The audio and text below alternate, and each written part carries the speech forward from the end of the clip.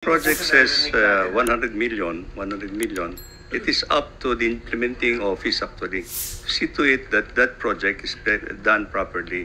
What I am hearing now is actually that there are many ways for them to bloat the Opo, cost of kaya the project. overpriced. Kaya siya overpriced. That's why they're overpriced actually, Your Honor. Sino po yung nagde-decide dun sa mga project? Kasi lumalabas po kasi overpriced eh. 'Di ba? So, ino-overprice yan para may espasyo para maghatian. Yes. Pero sa sobrang grabe yung hatian, kahit yung project mismo, nakakalahati na rin lang yung napupunta dapat dun sa proyekto. In fact, 30% na lang nga, mas maliit pa. 50% for non-flood control, 30% for flood control. So, ibig sabihin nun, even yung paglalagay ng presyo ng mga proyekto, may problema. Doon pa lang, may problema na. Tama, Secretary, no? Yes, Your Honor. Kasi I think the district engineering offices has a threshold authority up to 150 million. So it's actually their authority. Incumbent na sa kanila how they're going to implement it. Nasa kanila po yan, pero hindi ho ba yan chinecheck ng central office ng DPWH? At least during your time, Secretary, no? If Secretary Dizon were here, I would ask him the same question, pero wala po siya dito. So Secretary Bunoan, hindi ba yan incumbent upon the central office to check kung overpriced ba talaga itong mga proyektong to o hindi? Your Honor, we gave them all the full authority actually at the district offices because they have all the check and balances in the implement. Nandun po yung quality assurance unit nila, nandun yung Well, klarong-klaro po may problema tayo kasi audit nila, nandun yung audit nila, nandun yung inspector nila. So it's all within their authority, so Your Honor. sinasabi niyo po pinaubayan na ng central office dun sa distrito. Yes, Your Honor. Oh, and this is something we have to change kasi kitang-kita po dahil pinaubaya po sa kanila, ilang taon na po yung ganyan ng sistema. Bryce, ilang taon nang ganito yung sistema ninyo sa pagkakaalam mo? Mula po nung dumating si Boss Henry Alcantara Which sa is office namin. 2019. That is 2019 po. Na 2019 po. So 6 na taon. 6 years na ganyan po yan. 6 years po yan na napalampas lang ng DPWH. Of course, 3 taon lang po doon yung sa inyo, Secretary Bunoan. Yes, Your Honor. Pero systemic problem to eh. 'Di ba? So, sa October 20, sa DPWH budget, nais nating i-bring up to kay Secretary Dizon na hindi lang siguro flood control yung kailangang tanggalin. Baka kailangan i-audit talaga yung pagpaplano ng lahat ng mga proyekto. Kasi ano po yan? Ang laking pera po niyan. Ang budget ng DPWH Secretary last year was 1.2 trillion. Tama po, di ba? 1.088 trillion. Almost This year. 1.1. This year. This year. Last year, it was bigger. Mas No, malaki. No, Your Honor. 2020. Sorry, 2025, no? 2025. Almost 1.1 trillion. 1.088, yes. Your Opo. Honor. So kumbaga, parang 1.1 trillion at sinasabi po nyo, walang check and balance ang sentral. Nasa district lahat ng check and balance. Naklaro po dito sa distritong ito ay nagkakontsabahan, nagkakonspiracy po sila. No? So this is a serious matter because we're tackling the budget as we speak, Secretary. Baka po, kung 1 trillion po yan, baka clearly 300 to 400 billion po dyan posible pong magamit sa ibang bagay at nakakadagdag lang tayo sa perang nawawala po dyan o nananakaw, no? So, is there a representative from DPWH here? May komento. Kayo po, no? Sorry, Yusek Eric pala. I'm sorry, no? May komento ho kayo dito, Yusek Eric, dito sa revelations nila ADE Bryce? Sir, I just would like to inform, sir, na I assume the technical services just last month po. Pero I have with me my directors who can enlighten probably what is... Hindi, kahit komento lang po, may komento ho kayo. Kasi lumalabas po, ang pag-amin nila Mr. Hernandez, 6 na taon na po silang ganito yung patakaran nila na nag-overprice. No? This is, I'm trying to look at this from a budget angle, Yusek Eric, kasi in a few weeks, magkikita rin tayo sa budget hearing. Yes, sir. Anong may komento ka ba dito? Sir, as far as I can understand po, yung po kasing department natin, we have what we call the CMPD, Construction Materials Price Data, which we are updating every quarter. So per region po siya. And then lahat po ng mga commonly used materials po na ginagamit natin sa construction, nandun po yun. So yun po yung pinapasok nila doon sa program dahil nasa kanila, alam po, access po nila yung data na yun. Pagdating po naman sa labor, ganun din. Kung ano yung prevailing labor galing sa DOLE doon sa bawat regions natin. So yun po ang ginagamit nila. And then we have also for the equipment, we have the ASEL rate. Nalimutan ko lang yung years na paggamit nila, yung ginagamit nila na ASEL rate sa mga equipments. And then, pag pinag-plus po yun, total direct cost ng labor, materials, and equipment, and then saka po tayo nag-a-apply noong mga indirect cost natin. So, nandiyan na po yung mga taxes natin, and then yung mga overhead contingencies and miscellaneous. Yun po ang procedure. Papadaliin ko yung buhay nyo, Yusek, ha? Bryce, paano nyo pinapalobo yung presyo? Ano yung tinataas ninyo para lumobo yung presyo? Kasama na rin po yung yung binabanggit po ni Yusek Eric na CMPD at saka po yung mga quantity. For example po, kung 100 pieces na bakal lang dapat ang gagamitin, ang ilalagay po sa program is 200 pieces po na bakal. So yung dami, diyan yung pinapalobo yung presyo. Yes po, and with due respect po kay Yusek Eric, ang ginagawa po, wala po silang idea dun sa ganung bagay kasi nasa district office lang po namin lahat. Pero ngayon may idea na sila, di ba? And I'm doing this, Yusek, para matulungan din kayo, para ma-check ninyo itong mga sinasubmit ng mga distrito. So, ang style ninyo, Bryce, itataas nyo yung quantity. Tama po, as per instruction sa amin, ganun po ang gagawing Yung presyo ng mga items, yung presyo ng With your mga permission? Yes, Sige, tuloy mo muna yung question mo. yung presyo ng mga items o mga materyales, tinataas nyo rin? Yung mga importante, for example po sa may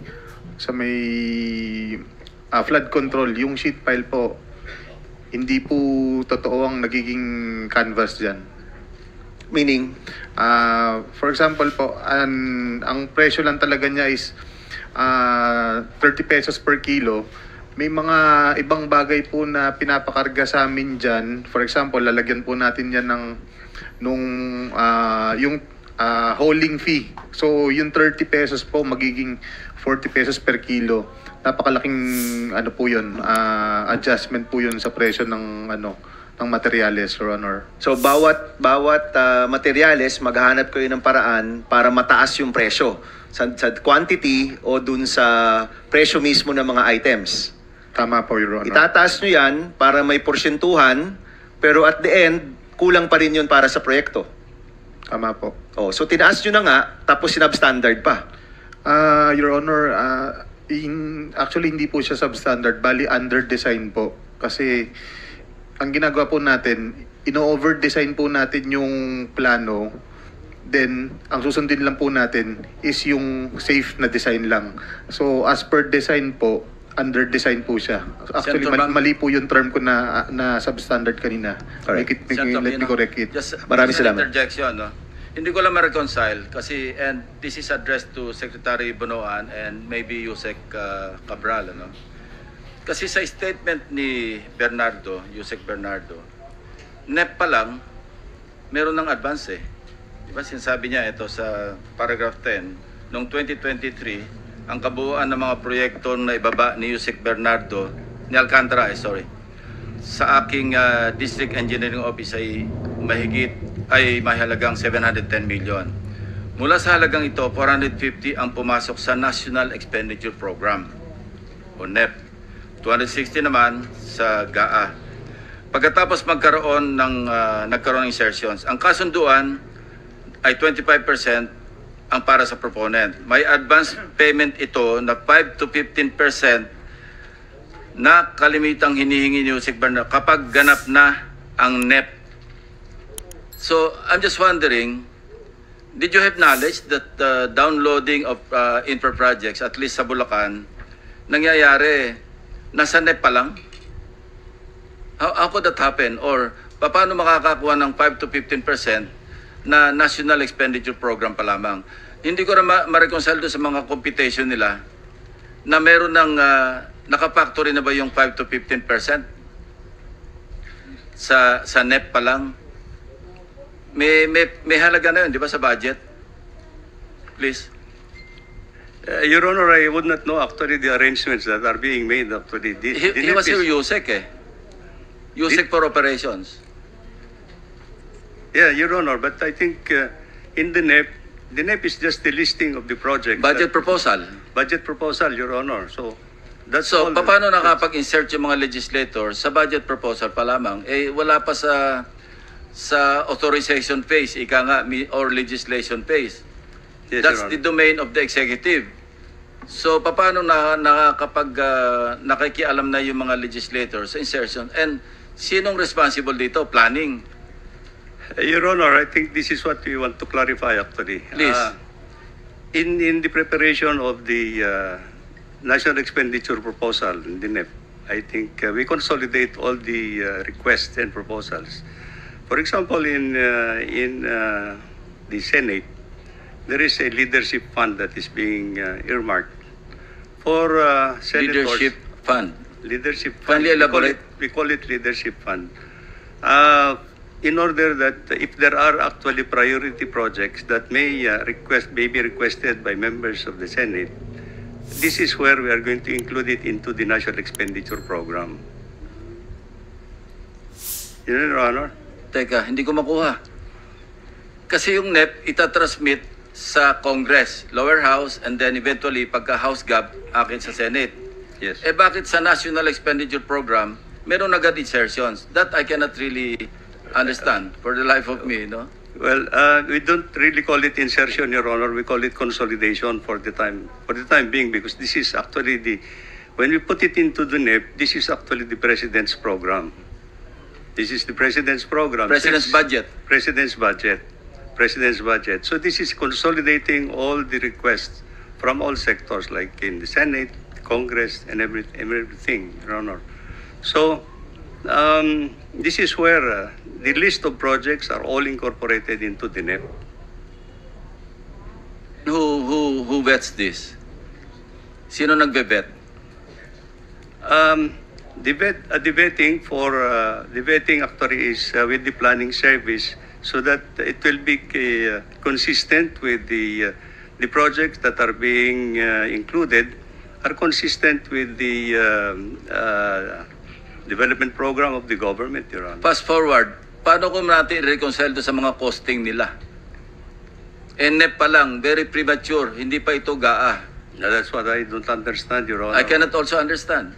Why there is already this kind Kasi of kung an ipapactorin mo arrangement. yung 5 to 15% na advance payment na sa NEP pa lamang, paano sila magko-costing? Well, this is something Or paano ito, I cannot really reconcile, ano? Kasi ito implementation. Ang NEP is only a proposal. Yes, Your Honor. It's a proposal. Yung insertion dapat nangyayari either sa House Gov because we call it amendment. House Gov, yes, Your Honor. Amendment, no? Yes, Your Honor. Actually insertion pero amendment na tawag namin. And Yes. that's legal. That's correct. That's really within the power or authority of Congress. That's correct, Your Honor. Pero NEP pa lang, ba't may participation na yung legislature? This is what I don't understand, Your Honor. Well, you just said na nagko-consolidate kayo. You Yes, should sir. have understood it from the very beginning. Dapat hindi kayo nag-accommodate ng mga, ayun yung tawag insertion. Ano tawag nyo kanina? Well, Leadership fund. Okay. Leadership allocations, yes, Your Honor. Bakit nyo ina-accommodate? Well, the objective of it, actually, Your Honor, is we know that members of Congress, including senators, have actually some priority projects that they would want to include. They will have their time during the budget deliberation in the House and in the Senate. Your Honor, what we wanted actually to do, and this is actually under this administration, we wanted it already to be put into the National Expenditure Program, NEP, into the NEP, so that we want to avoid that by BICAM, the NEP should already be intact. Yet, wala pa tayo sa BICAM. Yes, Your Honor, and this is the reason Bakit why. hindi nyo sabihin sa kanila, can you not wait for your budget deliberation bago kayo mag-amend or mag-insert? Bakit nyo pinapayagan na exclusive jurisdiction ng executive branch yung paggawa ng budget proposal or yung president's budget? Why were you allowing it? Well, as I understand, Your Honor, Yung totoong reason, Yes. bakit? we really want Practical reason, sabihin nyo na lang. para sana hindi na nila gagalawin yung NEP. Inalaw Pagka- na nga yung NEP eh. Pagka hindi na nila gagalawin sana yung NEP sa BICAM. May I interject, Mr. Chair? Yes, Senator With Marcoleta. your permission. Secretary, pag preparation ng budget, meron na kayong mga ceilings, di ba? Yes, Your Honor. Tapos meron kayong tinatawag na allocable. Yes, Your Honor. Yun yung insertion. How much percent is that? The allocable to each member of Congress, Your Honor. Maybe Yusek Kati can answer that since he is in the planning service. Pagkaraniwan, sa experience mo, Yusek Kati, yung allocable, para hindi nagalawin nga yung inyong mga provisional estimates doon. Mga magkano yun? Ilan ang porsyento niya pag tutuusin mo? Yusek Kati. Allocable for the legislative allocable for House and the Senate, approximately 50% of the budget ceiling. Okay, that will be how much? Do you have a range? Kung 900 po yung yung ceiling namin per NEP, Okay. around half of it. Magkano nga yun? Mga 450. Opo. Okay, 450 billion. And then, Mr. Chair, papasok yung sinasabi niyong leadership. Leadership. So itong 450, 50% siya eh, no? Leadership fund, mga ilang porsyento yon Kasama na po yun. sa 450? Okay. Pagkatapos, Mr. Chair, bakit po ang DPWH ay nagsasubmit ng unprogrammed funds sa DBM, hindi nyo naman budget yon? Your Honor, as far as I can recall, the unprogrammed funds emanates from the House of Representatives. Hindi nga po eh. Kayo ang nagsasubmit, kayo ang gumagawa ng budget, pero hindi nakalagay sa DPWH, pero napupunta sa DBM. So, siguro DBM ang sumagot. Di ba yun ang program fund sa inyo? Mr. Chair, as to the projects of DPWH, wala pong napupunta sa program once we submit the budget to Congress. Eh, What we kanino have- napupunta yung unprogramming? Kaya nga hinahanap natin. Alam po ninyo, ang tinutumbok namin dito, yung sistema kasi. Yeah. While we are also looking into the micro details of all this, ang pinaka-importante rito, tumbukin natin yung sistema. Bakit po nagkakaroon ng program? Kasi nabobloat po yung mga ilang porsyento yun, Yusek Kati, kung kukwentahin mo yung program. Parang ang total po for 2 years is around less than 200 ang total. Let's take yung 2025 muna. So para maidagdag natin sa 450 Sir, wala in-estimate mo pong kanina. program ng 2025. Mga ilan po? Wala pong 2025 na na-release ang program. O in the last 2 years, ilan yun? Less than 200, I remember. So 150 palagay mo? Ang ganun po. Okay, 150. So dito lamang 600 billion na to. Ito pa, Mr. Chair. Pagkatapos na magawa yung GAA, there's a difference between DNEP and the GAA. Ito yung malaki. What do you call that? Ito yung, minsan lalagyan po ninyo ng note na for later release. Tama? O yung for later release ng 2025, magkano yon? The amount for later release, actually, Your Honor, these are the new items that are included in the General Appropriations Act. Yes, sir. Magkano po yun? It's amount to 410 billion. Okay, 400. 410 billion. So ito lang po 1 trillion po eh. Mr. Chair, 2025, biglang lumobo ng 1 trillion ng budget. Hindi man kailangan yun eh. Allocable, leadership, and program, pagkatapos FLR. This is the difference between the NEP and the GAA. 1 trillion pesos. Kumbaga sa tao, Mr. Chair, cholesterol ito eh. Taba. Ngayon, kung hindi mo ititreat ito, mamamatay yung tao eh. Kagaya nangyari, malapit nang mamatay ang ekonomiya natin dahil sa nangyari ito. Kaya dapat natin i-correct ang system. Dito lamang po, easily, 1 trillion. Yun po hinahanap natin dito, yung pinaka-proponents ng lahat ng ito, kung paano napunta lahat dito yung excess na taba ng ating budget na hindi natin kailangan. Kasi po, Mr. Chair, nagkautang-utang na nga po tayo. Sa ngayon, 17 trillion pesos na utang lang natin. Samantalang dito po, naglalagay po tayo ng hindi kailangan na pera para po lustayin lamang ng mga taong nagbibigay ng testimony ngayon. Kung meron po sana ako on time, I will take advantage. Mr. Chair, paano bang ano dito? Suspended pang mo ilang na yung- rounds na ba kayo? Kasi kung in order of arrival, dapat pagkatapos debato ako eh. Okay, so with the permission of Senator Marcoleta, we have to recognize Senator Turpo and then you can have your time again. Anyway, sinuspend muna namin yung rules kanina, kakaunti kasi kami kanina rito. So you can even... So ang ginawa ko kasi pupunta din ako sa ibang hearings. okay, para so you can even participate. consume 10 minutes actually. Thank you, Mr. Please Chair. go ahead.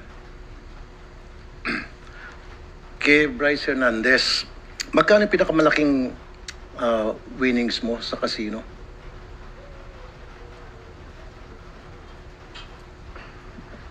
Na matatandaan mo? Your Honor, mga ano po siguro, mga 20-30 million po. Hindi ba 100 million? Hindi po, Your Honor. Yung chips to cash mo na matatanda mo Ang sinasabi ko po sa isang gabi po. sa isang gabi. Opo, Your Honor. 20 million. Mga ganun po, opo. Okay. 20 to 30 million po ang pinakamalaki. 20-30 million. Pag ini-encash mo yon, cheque, tama? Hindi po, Your Honor. Cash din. Cash po. Cash. Pero kasi mayroon mga time, monitored ng AMLA, papasok ka ng perang 1 million, kunyari lang, ilalabas mo 2 million. The reason why I'm asking this is merong record lumilitaw na ikaw ay nagma-money laundering. Hindi po ako nagma-money laundering, Your Honor. Talaga pong naglalaro po ako, nagkakasino po. Okay. Saan galing yung cash na sinusugal mo? Gaya po ng sabi ko, pag pumupunta po kami na grupo, ang may dala lang po ng pera sa amin si Boss Henry po. Doon po kami kumukuha ng perang panglaro. Saan galing yung perang dinadala sa inyo ni Boss Henry? Lagi po siyang may dalang pera na nakabag sa sasakyan niya, na nakaredy po talaga panlaro. Kung hindi po ako nagkakamali, ang isang bag niya po, naglalaman po ng mga 20 million po. 20 million kada sugal. Depende po kung mauubos yun or mananalo po. So, ilang beses sa isang linggo kayo nagsusugal? Ang usual po, mga 2-3 times a week po, Your 2 to 3 Honor. times a week. Sa 20 million sinusugal mo. So, 60 million a week ang perang pinagugulong sa casino.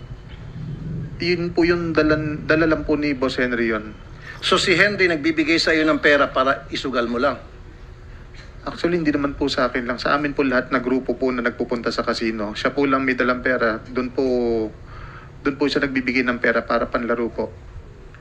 So, ibig sabihin, pupunta kayo sa casino, lahat kayo, maghati-hati doon sa 20 million halimbawa. Opo, kung magkano po ang kukunin doon, inililista niya lang po. Okay, saan galing ngayon 20 million? Di mo tinanong kay Boss Henry mo kung saan galing 20 million? Hindi ko po tinanong, Your Honor. Ba't di mo tinatanong? Alam ko po maraming pera yung boss ko. Kaya Anong ang pangalan ni Boss Henry? Anong tunay niyang pangalan? Boss Henry Alcantara po. Alcantara. Pero alam mo na galing sa kickback yon. Yung specific po kasi na pinilalaro, alam ko pong may nakukuha po sa kickback. Pero yun po kung yung pera po na niya na sakyan, hindi ko po masabi kung doon po galing, Your Honor. Yung kasi meron kang 36 bank accounts na freeze ng AMLAC ngayon. At meron yan laman na 597 million. Your Honor, baka po mga naging transaction po, pero wala po kung ganyang kalaking pera sa bangko. Hindi, galing sa AMLAC to eh. Your Honor, wala po ako natatandaan may ganyang kalaki talaga. Kung sana po makita ko po yung listahan yan So, kasi napakalaking pera po. 190 deposits totaling to 597 million. And yet, ang sweldo mo is 56,000 lamang kada buwan. So, ang tanong, paano ka nagkaroon ng ganitong kalaking pera samantalang ang sweldo mo lamang sa DPWH ay 56,000. Ito pa, ang mga nag-deposit sa accounts mo, misis mo, pati ex-wife mo, nagde-deposit. Mayaman ba ex-wife mo para mag-deposit sa'yo ng milyones? Your Honor, huli pong... Mother mo nagde-deposit sa'yo sa account mo. Actually po kasi ang parents Anyway, ko naman po... nakontem ka naman dati. So, siguro sabi mo, wantusawa ka na magsinungaling ngayon. Hindi naman po ako nagsisinungaling. Ito, Your may Honor. record nga, 190 deposits totaling to 597 million pesos. Ito yung freeze ngayon, bank accounts mo. 36 bank accounts. Ang mga nag-deposit dito, mother mo, misis mo, ex-wife mo. Ang yaman naman yung tatlo para mag-deposit ng milyones sa account mo. Pati ex-wife mo, mayaman. Wala po akong ganyan talaga kalaking pera sa bangko, Your Honor. Freeze nga ito ng AMLAC eh. Itong information na ito galing sa AMLAC to eh. So ibig sabihin, mali ang AMLAC, ikaw ang tama. Tama yung mga pinagsasabi mo. Kasi kung hindi ka lang nakakontem, pakukulong na kita ngayon mismo eh. Your Honor, Napakasinungaling mo. Your Honor, baka naman po ang sinasabi ni AMLAC is yan po yung naging transaction po, hindi po yan yung total na pera ko sa bangko. Labas-pasok nga na deposits ang pinag-usapan natin. Yung naging laman ng pera mo. Sabi mo, there's no such thing as 597,000. Ito nga po yung sinasabing labas-pasok na pera, which total to 597. At mga nag-deposit dito, ex-wife mo, misis mo, nanay mo. Posible po yan, Your Honor. Ngayon, inaamin mo na. Pasensya na po kayo kasi ang intindi ko po kanina meron po akong 590 million sa bangko Umabot sa 597 ang total amount. ng mga transaction po, Your Honor. Possible po. Ang tanong ko ngayon, sa sweldo mong 56,000 pesos kada buwan sa DPWH, saan nang galing to? So sasabihin mo ngayon, misis mo at saka ex-wife mo. So anong trabaho ng ex-wife mo? Para mag-deposito ng malaking pera. Yung ako po kahit paano, yung kapatid ko po kasi may nag-buy and sell, kahit paano nag-share po ako doon para po kumita. Tapos hindi naman po walang-wala yung mga magulang ko. Napagtapos naman po nila kami na maayos at may hanap buhay po sila. Nabigyan din po nila naman kami ng pera. Hindi lang naman po ako, pati po mga kapatid ko. Napalabas mo, bukod sa DPWH na sweldo mo, meron ka pang sideline na hanap buhay. Ano yung sideline na hanap buhay mo? Nakikishare lang po ako sa buy and sell po ng kapatid ko. Minsan po yung motor, minsan po yung sasakyan. Kung ano lang po ang kayang i-share. So parang racket mo? Extra income po, Your Honor. Extra income na abot sa milyon-milyon pansugal mo lamang. At saka po nanalo rin po sa casino, Your Honor. Kapag ikaw ay pupunta sa casino, meron kang gamit na fake ID. Tama? Your Honor, wala po akong nahawakan na fake ID. Membership number po ang binibigay sa amin. Wala po akong... Meron kang fake ID galing sa LTO. Yung pineke mo yung LTO driver's license. Your Honor, wala po akong ginawa. Wala po akong na-request talaga para gumawa po ng fake ID Hindi ng ka LTO. nag-request sa LTO pero ikaw nag-produce. Yun ang ginagamit mo sa casino tuwing magsusugal ka. Your Honor, nagsasabi po ako ng totoo. Di ba nung last hearing dito, may pinakita pang ang picture mo na merong fake ID? Ano bang pangalan nun? Nakita ko po yan, Marvin De Guzman po. Exactly. Gamit-gamit mo yun. Yun ay pinisinta ng casino sa amin. Marvin De Guzman. Tapos ngayon magsinungaling ka. Your Honor, Paano ka ilalagay sa WPP kung ikaw ay napakasinungaling ngayon pa lamang? Your Honor, Magsabi ka ng totoo. Your Honor, nagsasabi po ako ng totoo. Sila po ang may hawak siguro ng ID na yun. Hindi po Kaya ako, wala po akong nahawakan na gano'n. Paano nagkaroon ng kopya ang casino ng Marvin De Guzman kung hindi mo prinsinta sa kanila? Actually, Your Honor, ang alam ko po, natatandaan ko dyan. Dahil gusto nilang maglaro kami. sila gagawa ng paraan para mabigyan kami ng membership eh. Wala po kami kinalaman dyan kung paano kami nagkaroon ng ID dyan. Sa totoo lang, Your Honor. So, ibig sabihin, yung casino, lalapitan ka para pasugalin ka at bibigyan ka ng fake ID? Ganun na nga po, Your Honor. So, pag pinatawag namin yung casino, kaya mong panindigan yon. Bakit ka lalapitan ng mga casino? Ba't ka lalapitan ng casino? Okay, mag-name ka ng casino. Anong casino pinupunta mo? Paninindigan ko po yung Anong casino. name ng casino? Sige, magbanggit ka. Sa Soler po. Okay, so ibig mo, sino sa Soler ang lumapit sa iyo para sabihin, oy, Mr. Hernandez, magsugal ka, kaming bahala, bigyan ka namin ng fake ID para hindi ka matrace sapagkat bawal dito ang government official. Sino doon? Hindi ko po maalala ang Sino nga? pangalan niya, Imposible pero... di mo maalala. Hindi, totoo po, Your Honor. Pero alam ko po, ano siya, parang yung mga business... Kasi kung talaga nagsabing na totoo, patatawag namin yung Soler na nag-iimbita ng mga government official magsugal na bawal naman alam nila at bibigyan pa ng fake ID. Bakit may pangalan? Hindi ko po alam yung pangalan niya, pero pagka nakita ko po siya, Senator Rapi, maalala ko po siya, Your Honor. Yung Mike Archibald, does it ring a bell? Yun po. Apo. Alam mo tunay niyang pangalan? Hindi po, Your Honor. Yun ang nag-asikaso ng lahat ng ID niyo, di ba? Parang nga po, kagaya po nung sabi Si ko. Archibald Torregosa, di ba? Na-meet mo siya? Matatandaan ko po siya pag nakita ko po. Senator Rapi, that answers your Opo. question. May nag-asikaso ng kanila. Opo, yan po, Your Honor. Mike Archibald, ang tunay na pangalan is Archibald Torregosa, right? Opo, Your Honor. Thank you, Senator Rapi. Kaya nga, Mr. Chair, imbitahan natin yung Mike Archibald dahil kung totoong sinasabi niya, aba, bakit pa ipagbabawal ng ating gobyerno ang mga government official magsugal sa mga kasino, kung meron palang mga tao sa kasino na nag-iimbita sa mga corrupt na government officials, tinuturuan na maging corrupt ang mga government officials, magsugal at sila nang bahal magbigay ng false identity. You'll be invited sa next hearing natin. Archibald Torregosa, kindly take note.